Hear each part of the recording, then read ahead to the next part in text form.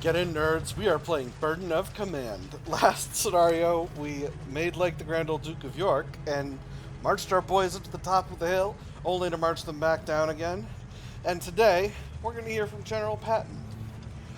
On the appointed day, there comes the assembly on a vast parade ground. 16,000 men watch as a jeep flying the pennant of the 3-star general drives up. General Patton is here to publicly apologize for slapping 2 enlisted men at a field hospital, and the entire 3rd Division is required to attend. So, Rick Atkinson's Liberation Trilogy presents an interesting perspective on this. The 2 men that he slapped were having what we would describe as PTSD episodes. They had combat fatigue, which we've been dealing a lot with in this game. Obviously, you're not allowed to do corporeal punishment of this kind to men who are suffering a medical condition. Like, I know there is corporeal punishment to a certain extent in the United States Armed Forces, or maybe there isn't. I don't actually know. I've never read a manual about it, but I believe the extent to which I think a court-martial could impose something like that in some way. But anyway, a general can't just walk into a field hospital, see a guy in the midst of a panic attack and whack him with his hand. But Rick Atkinson's perspective is interesting. He wonders to what extent this was actually General Patton himself having a little bit of a PTSD attack. And if that isn't part of what led to that behavior. So, interesting thought. It's just something that stuck with me reading reading some literature on the incident they're referring to. Anyway, I can listen through the window to my office. Combat fatigue -10, skip the speech. A 10, but stay in the back, trust +10. Or take my place at the head of my men, 1 extra prestige. My trust is doing just fine. I'm going to take my place at the head of my men for a little extra prestige. Gray clouds swirl overhead as General Patton, flanked by military police, steps up to the podium without a glance sideways. Up close, his uniform is less impressive than in the photographs, without a polished helmet or gold braid. Only the twin ivory-handled revolvers at his hips suggest that he is the same flamboyant personality you'd heard about. The men wait in rows, squad by squad, platoon, company, battalion, regiment, and finally division. 20,000 soldiers lending an expectant ear. Take seats, Patton orders, his high, squeaky voice resounding through the ranks. The soldiers sit in their helmets and wait. They know the apology is coming. Men. The men call out a collective no at hearing any contriteness from their beloved general. They shout and clamor, denying him the chance to apologize for several minutes. You can swear that Patton is crying tears of relief at the loyal demonstration. Your men are no different. Crosley's bellow thunders his approval for Patton. Roberts cheers, even though he's lost his glasses and is not pointing in the right direction. Even Morris and Patterson are swept up. Georgie! Georgie! They chant over and over until a whole portion of the crowd adopts it. Thompson boosts Stern up so that the footballer can better shout over the head of the assembled men. Dearborn and Rao applaud instead of stooping to shouting. Patton makes a show of tossing away a sheet of paper, the opening of his speech. The men generally subdue in their exuberance. At last, Patton begins.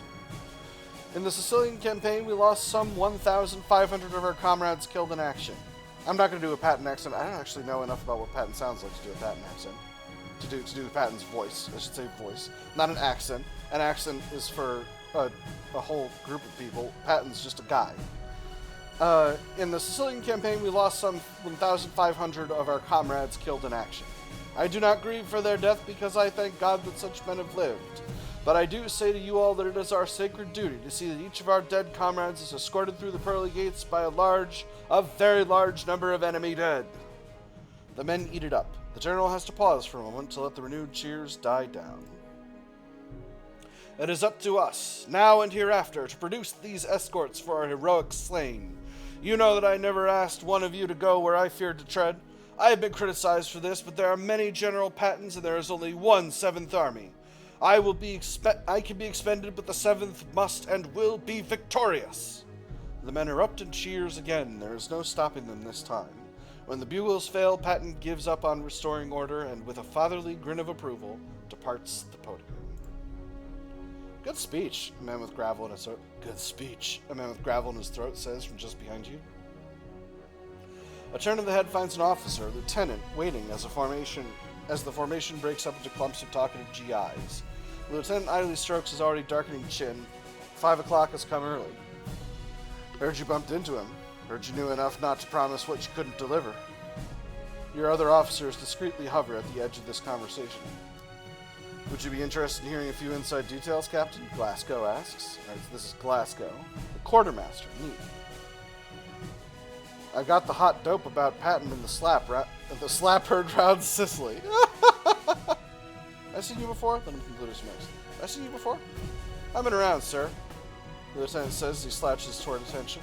William Glasgow, quartermaster. I've been signing off on all your requisitions. Officer man expectantly decline, shake his hand. Loyalty +1, -1 prestige. Interesting. What a curious option here. Generally speaking, I am choked on loyalty, but right now I'm a little choked on prestige. So this option isn't ideal, but minus trust -5. I don't know why shaking his hand costs me prestige. But I'm gonna shake his hand. Glasgow grins as you shake hands. Would you be interested in hearing a little story? I got the inside dope about Patton and the slap heard around Sicily. Go ahead and give me the skinny. I'm not in the mood for rumors. Go ahead and give me the skinny. Talk some shit. I prefer it to be the scuttlebutt, but I'm not in the Navy, so I can't complain. Oh, taking shots at the Navy. Every infantryman's favorite thing. Glasgow. I can't complain, Glasgow says, and draws in a deep breath. Patton, our beloved general, slapped 2 men, privates, a few weeks apart. Everyone knows that. Everyone also knows that Patton hates cowards. He wants fighters. And he figures that having a coward, a broke-down man, sitting with the wounded, which they were, is a bad thing. First time it was the private Cole. Patton asks Cole what's wrong with him, and why he's in the tent and the wounded, and Cole says something like, I guess I couldn't take it. And Patton slaps him. Sounds about right, trust +10. Cowards are a drag on us all, prestige +10. That was inappropriate, combat fatigue -10. Well, it was inappropriate.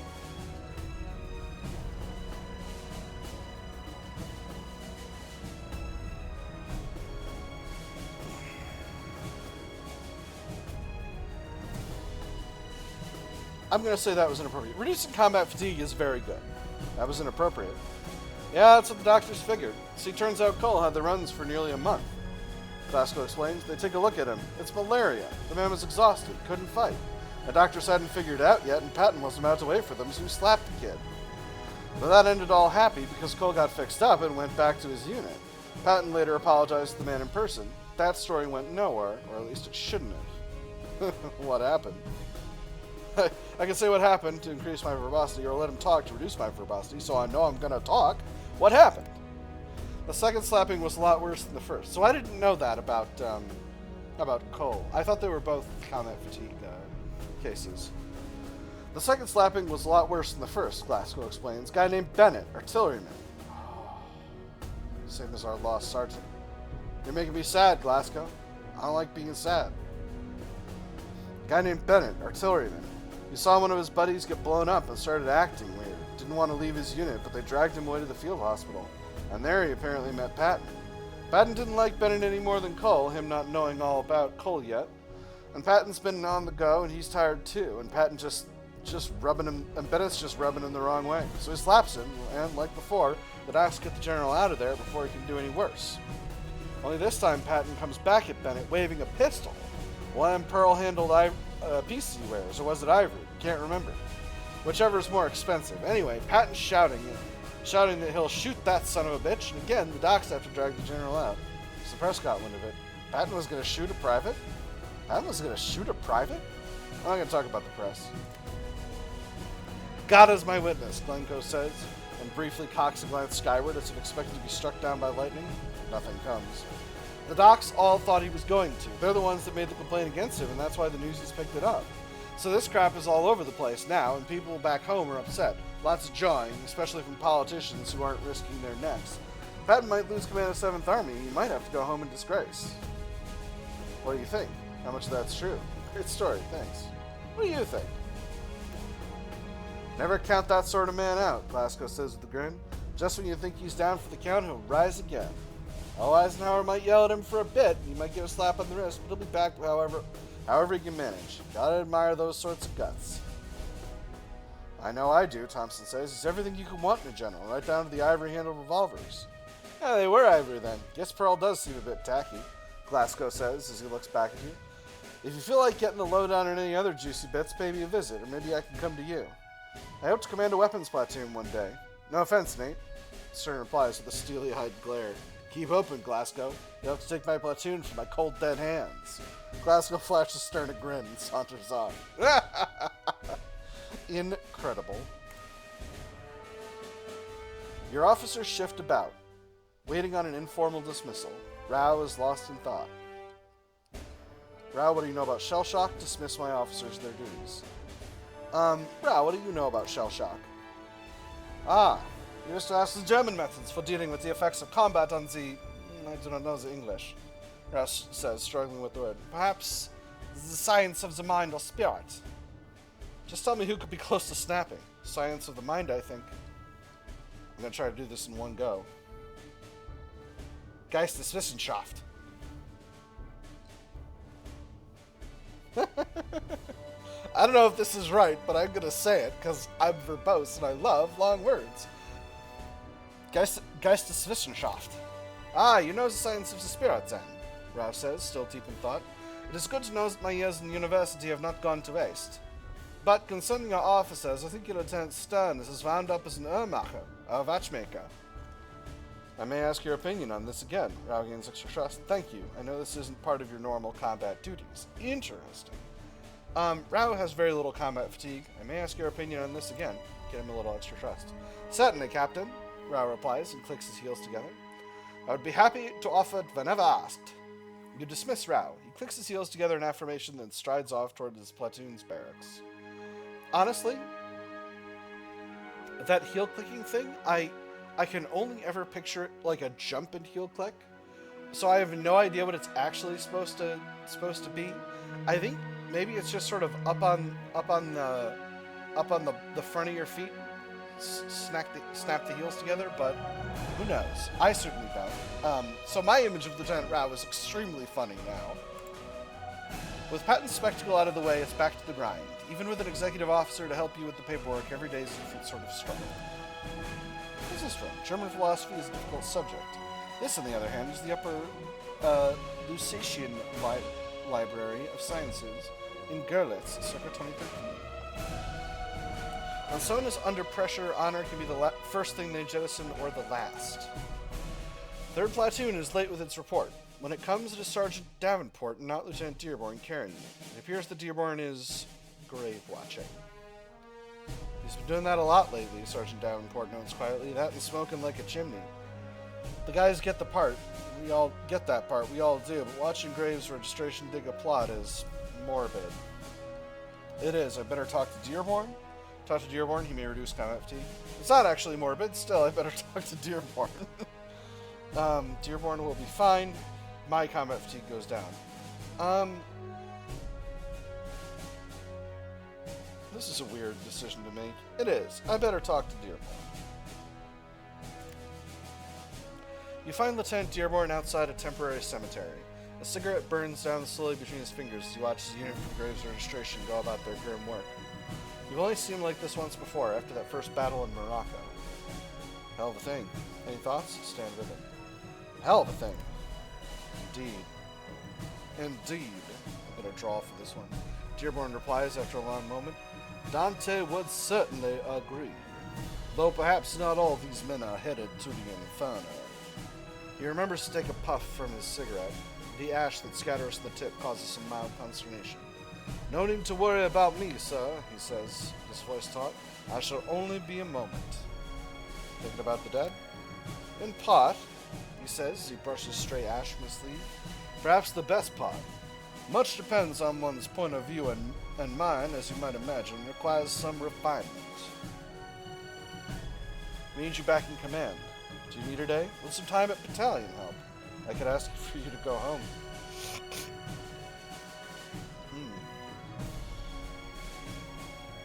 Do you need a day? A day? Well, how kind of you to offer. Dearborn replies. If that sets me to right, I would have it, but I fear it will not be so. I must find my peace with these burials and the men who consecrate the ground. He lights up another cigarette from the first and then lets the spent stub fall to join the others on the ground. You understand, of course, that my family fought for the Confederacy, he says, between fresh puffs. So did half of Virginia. So did mine. What's your point? So did half of Virginia. I suppose you are right in several ways, he replies. A hint of grin flickers as he mulls over that statement a second time. I do not think better men could have fought for a worse cause. Slavery?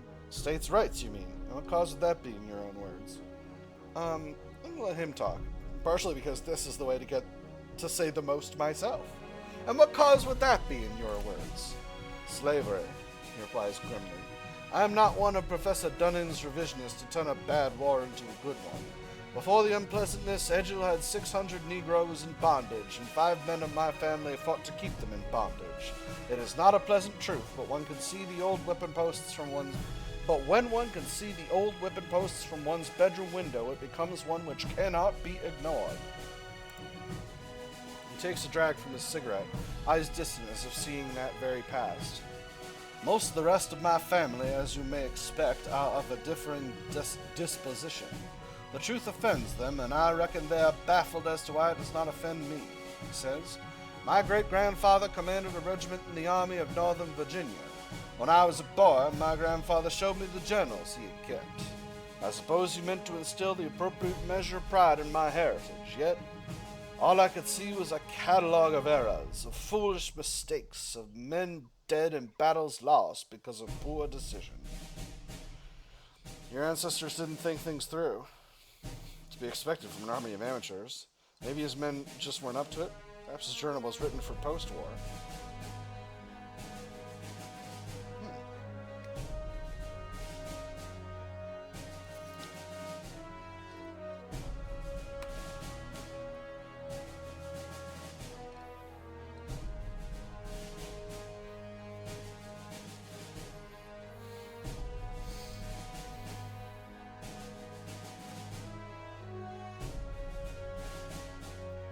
Dearborn really sees the value of thinking things through. So I'm going to reply with this. Your ancestor didn't think things through. Perhaps he did not, Dearborn admits. But perhaps it would not have mattered. War is different from how I had imagined it. The chaos all around you, the shock of seeing men you've known reduced to pieces, the knowledge that you may die at any moment without any apparent reason. Sometimes it seems too much to bear, even if it must be borne. His mouth tightens in a hard and bitter line as he takes another drag. When I was a boy, I had thought that if I could only have been in his place, I would have made better decisions. I would have avoided his mistakes. I would have done what he couldn't. When we entered this war, I thought the same. Well, you're on the right side. That's already an improvement. You certainly tried your damnedest so far. Just do what you can every day.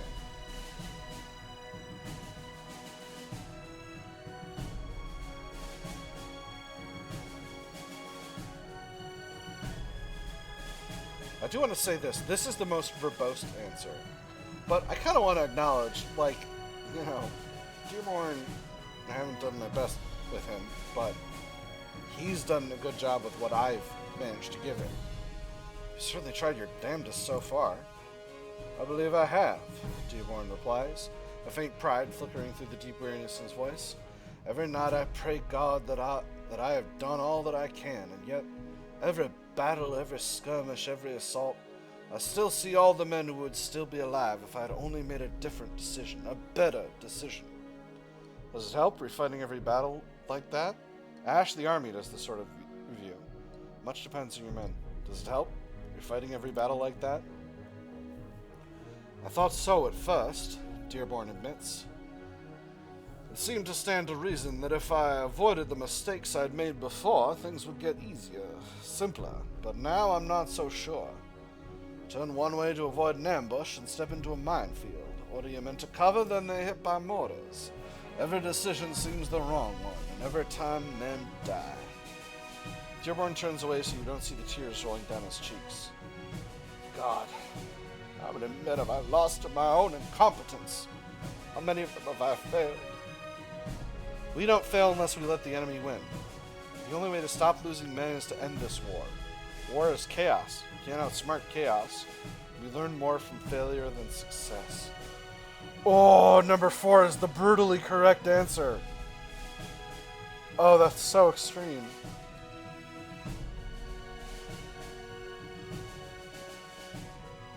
I like number 2 as an answer.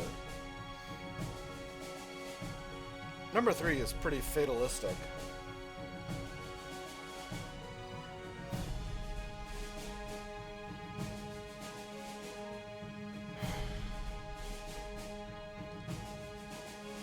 We don't fail unless we let the enemy win.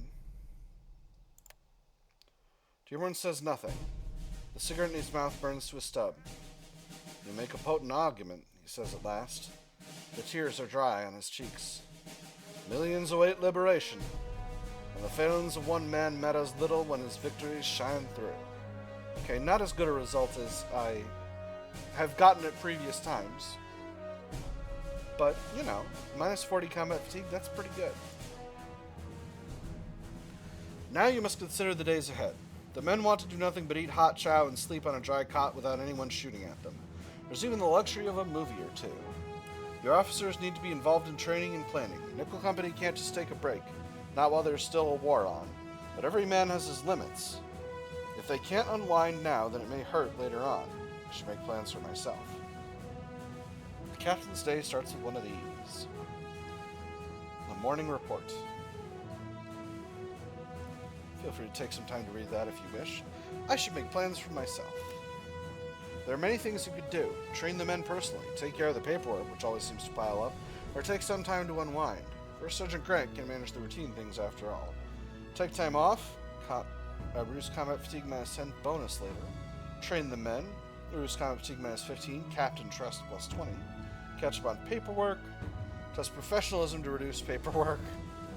Reduce combat fatigue minus 10, prestige plus 1. Okay, so this might end up being a little bit of a of one of those periods like you get in a legionary's life where you got a bunch of time to sort of just figure out what you want to do with yourself. Again, I'm good on trust. Getting a little prestige would be nice. I'm good at professionalism. I could take a little time off to get a bonus, which would be nice.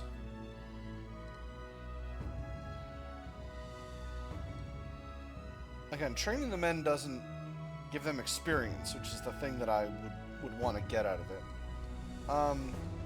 Doing the paperwork is going to reduce the most combat fatigue, though. I would like a bonus later. I'm going to take time off.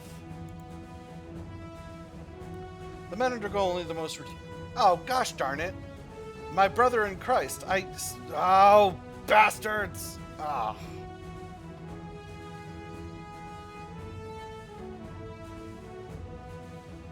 That's dirty. You done me dirty right here.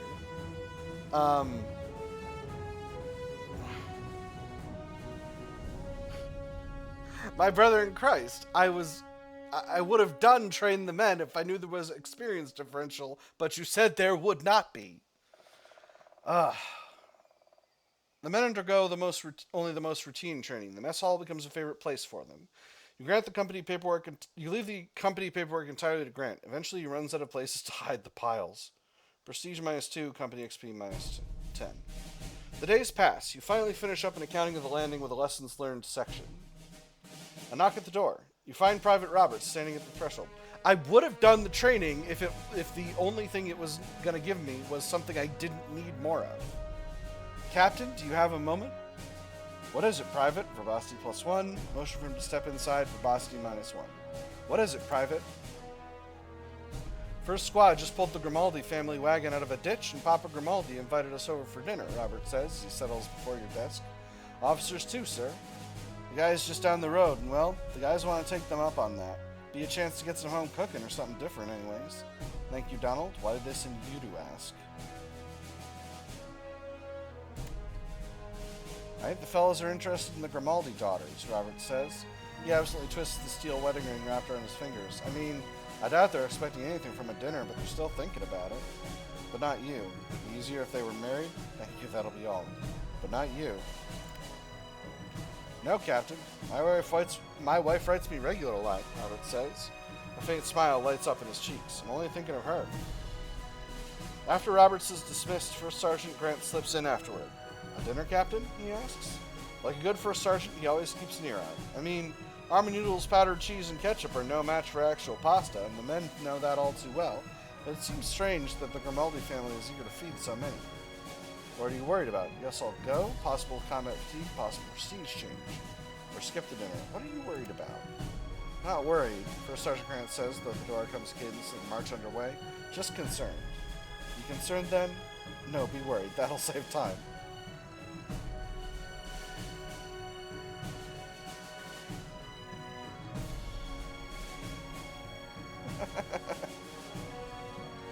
I'll go.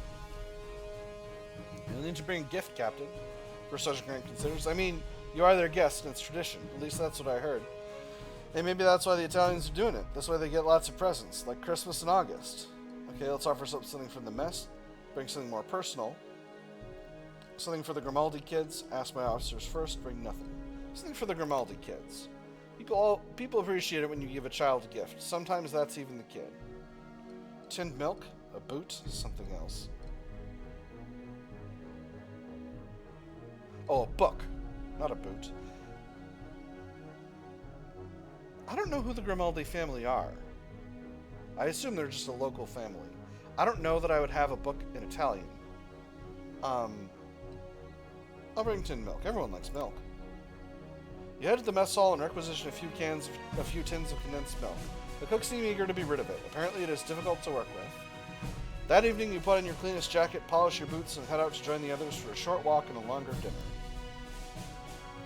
The enlisted men have made a show of things. Crossley is wearing boots with the laces tight, while Patterson has gone to the effort to shine his own pair up.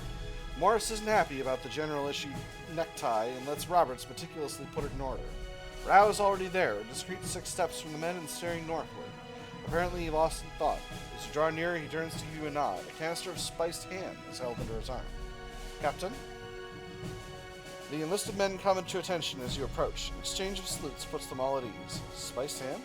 Rao reduces combat fatigue, focusing on this, but no interest plus 10. Is it going to reduce my experience if I don't pick this one? Spiced ham? Rao's combat fatigue minus 10. I'm just being salty right now. This is salt. This is normal. Those of you who have watched me play Victoria 3 know that I get salty at times. America's greatest invention, aside from flight, Captain, Rao says. At least that is my opinion. Ah. Spam, spam, spam, spam, spam. Image courtesy of Doc 1.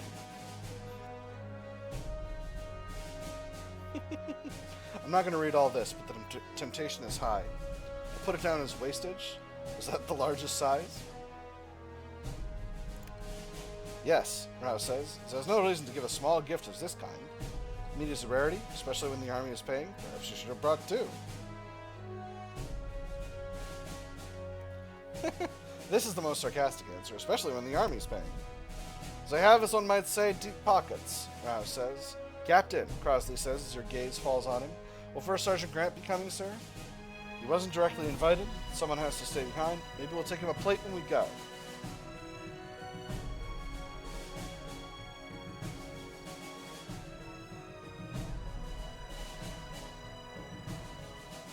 Someone has to stay behind.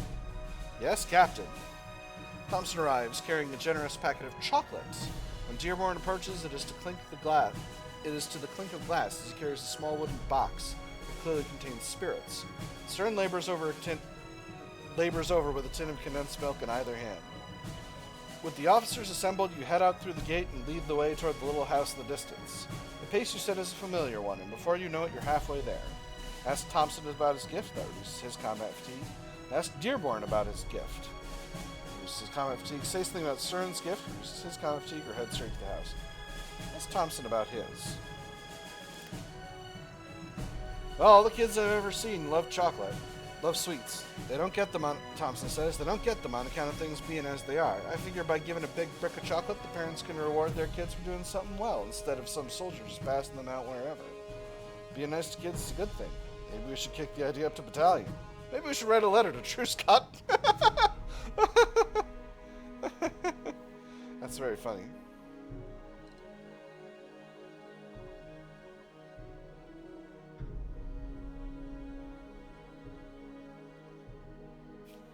This is a very funny answer. Maybe we should write a letter to Truscott. That's a real good idea, Thompson says. The general's probably thinking about the regiment first, but there's going to be a garrison here for a while. The army should be thinking long term. Having the people here liking America would be a boon to a lot of things. The end of the march finds you before a tidy little grove, nestled amid an orange and apricot grove. Apricot, if you're playing Disco Elysium. The door opens and a family of Sicilians pour out. The Grimaldi patriarch, gray-haired and bristle-thin, sweeps down to greet you with open arms. No tongue. Reciprocate. There's a polite hug, and when you separate, the Grimaldi patriarch is clearly amused. I like America, he says in passable English. I'm Lorenzo, Captain. Wait, is this the guy...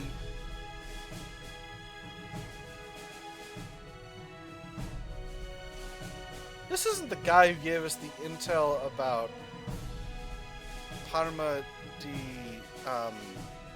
Montecchiaro, is it? I don't know. Anyway, he's quick to make the rest of the... I think that might be who this is. The name Lorenzo rings a bell. Oh man, if it's not, I'm going to look like a fool. An absolute goof. He's quick to make the rest of the introductions. There are 3 young boys full of energy. Leonardo, Alberto, and Raffaele.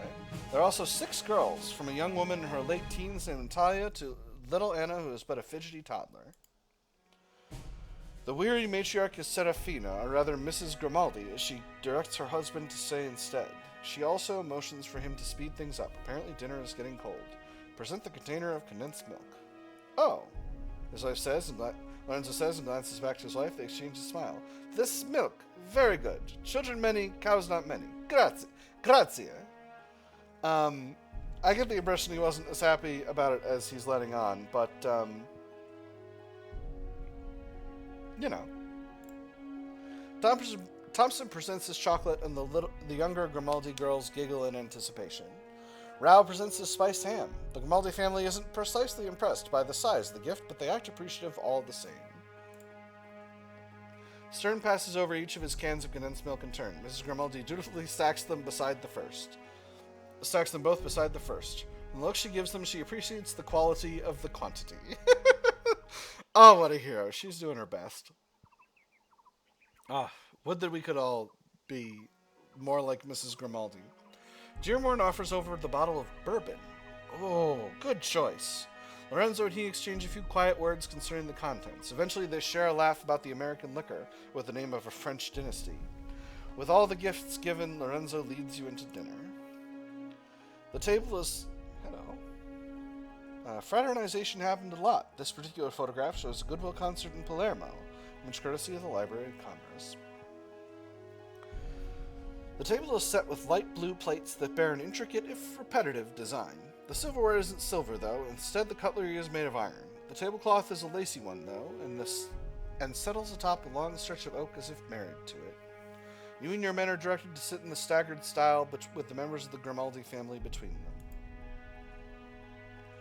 Mrs. Grimaldi disappears into the kitchen along with the older girls. They return moments later with looks like little balls of fried breadcrumbs that have a slight orange cast. After a little discreet poking, it turns out there is rice just underneath. Oh, I've had those. They're delicious. The inside is filled with lush cheese, tomato sauce, and sweet peas. Arancini, Lorenzo declares as the plates are passed around by his able daughters, to celebrate the festival of St. Rose. St. Rose? Are these made with oranges? Some Americans had relatives in Sicily. This particular photograph shows a GI with his Palermo cousins, image courtesy of the Library of Congress. That's nice. St. Rose? This is the feast day of St. Rose, patroness of the Americas, Lorenzo says.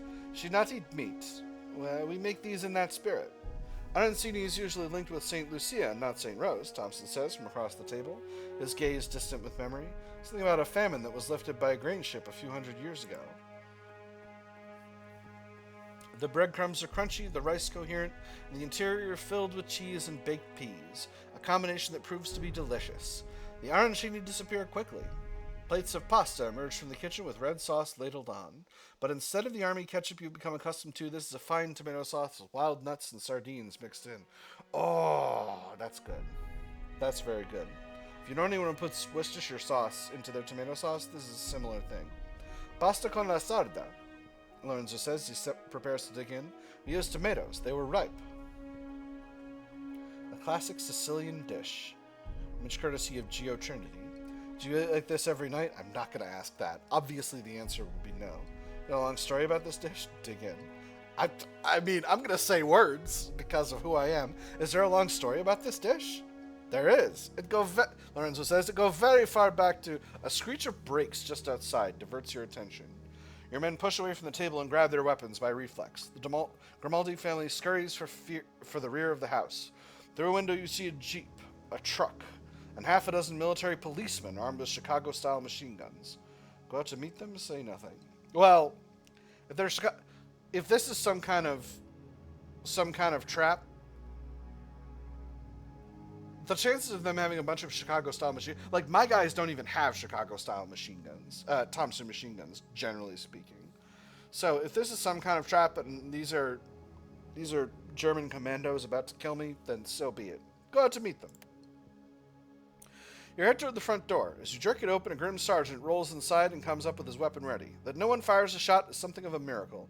His eyes narrow as he notes your insignia. Captain? Captain, he says in tones that belong in the Arctic. With a deliberate shift, he pivots so that you can see that he has the stripes of diamond of a first sergeant, though it has been clear that they've been recently sewn on. What's the meaning of this, first sergeant? Sergeant, where's my salute? This had better be good. What's the meaning of this, first sergeant? Captain, we're conducting a raid on a suspected site containing stolen army property, the first sergeant says, and slings his weapon. The movement deliberately draws attention to his black MP armband. I'm First Sergeant Barnum, and my orders come from Division. Division, not regiment, certainly not battalion. Barnum is answering to those so high above your company that you'd need binoculars to see them, but he'll still have to be polite to you. Roberts lowers his weapon as the implications become clear. After a moment, Crosley does the same for his BAR. You brought a BAR to dinner? Crosley, you dumb bastard. Morris and Patterson look to each other before they follow suit. The MPs stacked up in the doorway peer wearily inside. Your men study them with a critical eye from behind better cover. Gotta admire the man's style, Stern says quietly. How long have you been a sergeant, Barnum? Let me see your paperwork. I'm gonna order you off. Make your search.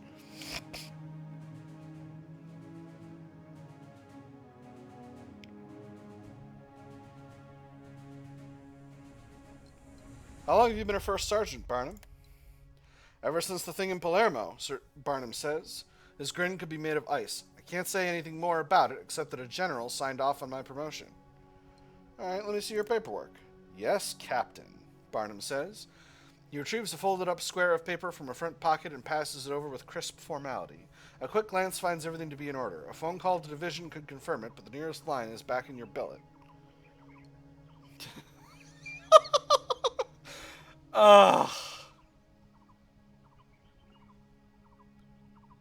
My only options are make your search or I'm going to call back to Division. Here's the thing.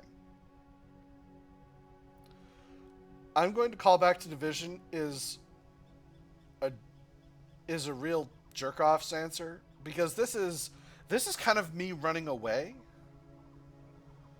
from this, and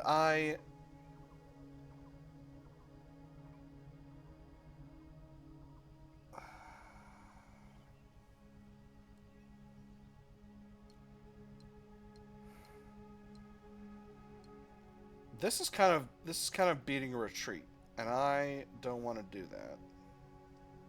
I'm not going to abandon my officers here with a bunch of MPs. It is what it is. Make your search. Of course, Captain, Sergeant Barnum says. With a gesture, he boldly sends his men inside. Your own soldiers mutter at that as the MPs tromp past in their dusty boots.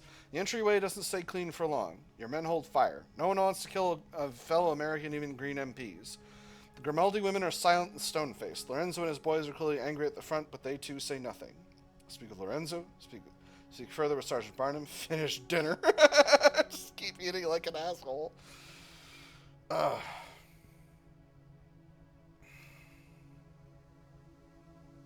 So this is about the shit we stole. This is about the food we purloined from the mess hall.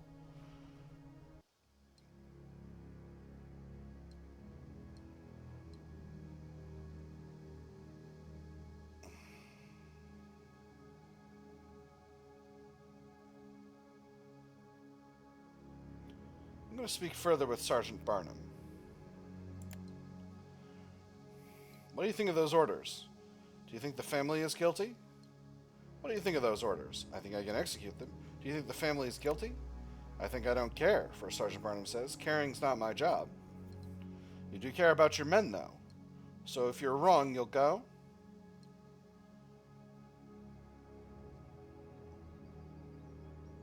You do care about your men, though.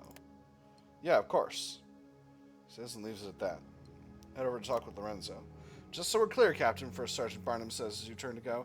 I can get on the horn and have a major come down from division to help us sort things out. I'd rather not do that because he'll yell at me almost as bad as he will you.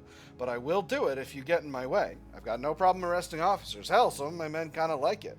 As you prepare to reply, a cry rises up from the back of the house. Out the back of the house, inside a big wood barn painted white, there are hay-packed steps that lead to an iron door that better befits a bank vault. The MPs slam a sledgehammer against it, but can't so much as make a dent in the iron. All right, Grimaldi, First Sergeant Barnum says. He plants himself before the Italian patriarch and keeps a light hand on his submachine gun. You want to explain this? This is where we hide our priceless things from thieving fascists. The two men stare at each other like dueling glaciers.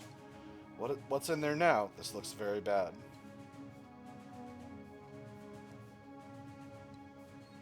What's in there now? Many things. All belong to us, Lorenzo explains. First Sergeant Barnum shares a doubtful look with you. We are mafia, Lorenzo says and holds up a hand. In America this is bad, but in Sicily it is good. Who fights black shirts? Who pays ransoms? Who sees their families not starve when Mussolini he'd take all? Before mafia, no one would stand up except communists, and they... He spits on the ground. We glad America here. Americans not take, they give. Many gifts, many good trades. We steal nothing. Bad times are past. Arting helped us survive bad times. You know I have lost one son, another is caged, but my Stefano, he come home. Lorenzo calls out the name Stefano. From the other side of the hall, a bolt shifts. The door opens a crack and a scraggly lad barely able to shave is revealed. Stefano blinks hard in the remains of the sunlight as his father motions him forward. That Grimaldi chin is unmistakable, as is the Italian army footwear.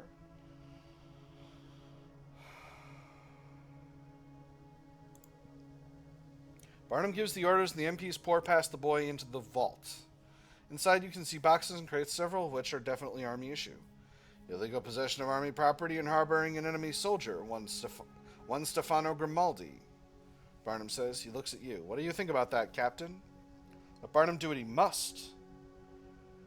20 combat, fatigue, minus 10 trust, 3 prestige. Ready an argument.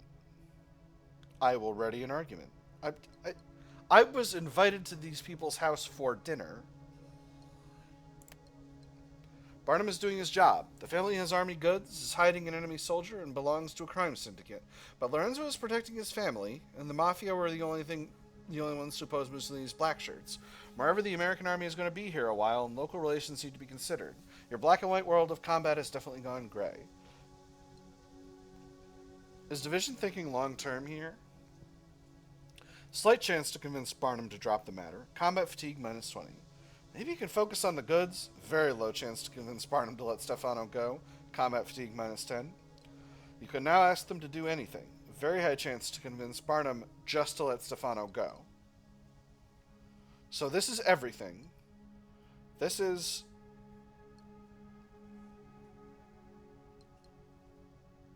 Okay. You have some latitude in your part. Low chance to convince Barnum to negotiate something with Lorenzo. Or taking their son will make them enemies. High chance to convince Barnum to let Stefano go. So...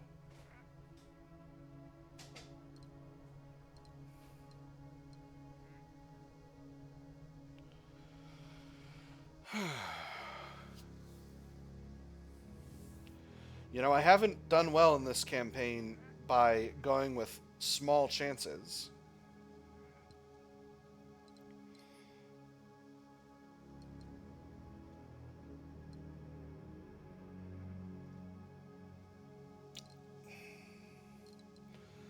Do I focus on saving the kid, or do I go for everything and do my best to reduce the combat fatigue?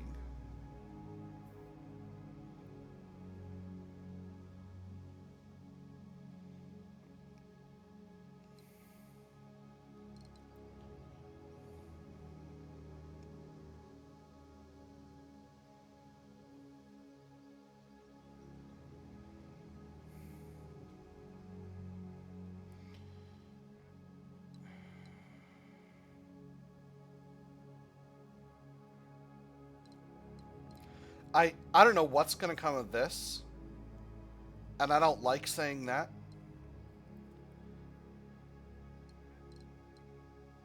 I don't know what slight means compared to very low. I mean, obviously very low is less than low, but is low less than slight? I think it is.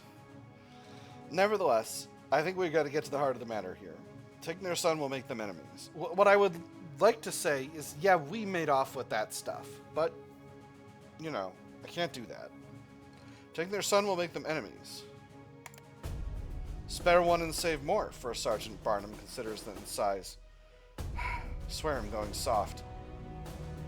He nods pointedly at Grimaldis' son, then motions the young man away from the stairs. Barnum gives a whistle and the truck backs up and the MPs confiscate the stolen goods. Come by for a receipt of the goods if you like, Mr. Grimaldi, Barnum says as he opens the truck's passenger side door. It appears he'll accompany it all the way back to division. I'd do that, Lorenzo replies. His voice is surprisingly steady, but his hands keep wanting to ball into fists. But Stefano touches his arm and the tension recedes. Barnum can't help but notice that. First Sergeant Barnum steps closer to Lorenzo. Now, if you happen to hear anything about loose gold coins, anything at all, my boss would be... Oh my god, listen to this guy! About loose gold coins, anything at all, my boss would be very interested in hearing about them and perhaps we can work something out. Lorenzo blinks hard at the officer. I will listen, he replies. And with that cryptic exchange, Barnum and the NPs depart. The nerve on this man! We look to Lorenzo. He shakes himself out of deeper thoughts and smiles in mild relief. Thank you, my friend. My son remains with me, and that is more to me than the trifles of the world. Combat fatigue minus 10. Thompson's combat fatigue minus 10. Lieutenant Thompson begins to whistle as you head back inside. Dearborn's combat fatigue minus 10. We are the guests. We were guests of that family, and we behaved accordingly. Dearborn says. For a wonder, there's a smile on his lips. Hey. Stern glances idly at his watch as the truck disappears from sight. The truck soon disappears from sight. The enlisted men return to their plates and Mrs. Grimaldi sets one additional place for Stefano. Though the wine does not flow as freely as before, the dinner continues. The remainder of the evening is rather enjoyable.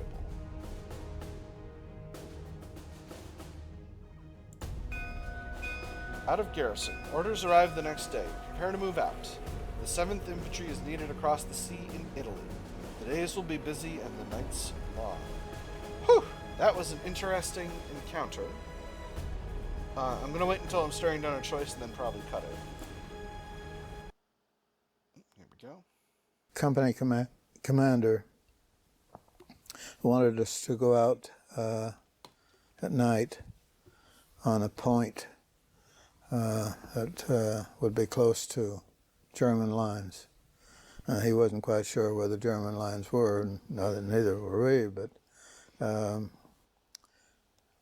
we went out about 10 o'clock at night to through some vineyards and to a point where we thought would maybe be a good observation point. 23:30, 9 October 1943. Night patrol. The Italians had surrendered, but not the Germans. Alright, that is all we've got time for this episode, my nerds. I have had fun. I hope you all have had fun, and I will see you on the other side.